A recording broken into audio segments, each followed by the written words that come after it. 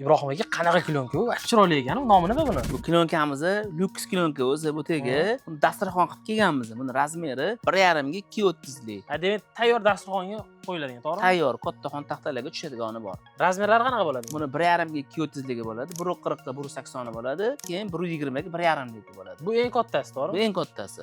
Zo'r. Buni qanaqa fishkalari bor? Qanaqa zo'r tomonlari bor? Shular bo'yicha ham aytsangiz? Bu asosan ustiga dog' olmaydi. Ustidan laminat o'tgan bo'ladi. Qalin klonka bu, lyuksligi. Keyin ham kurjuvasi o'zimizda chiqarishgani bor, tikiladi u. Bu zavodskoy bo'lib yopishtirilgani bu. Tayyor bo'lib. Zo'r. Kurjuvalari ham katta-katta. Bular aynan oshxona bo'lib, to'g'rimi? Oshxona bo'lib, kimdir mehmonga qiladi.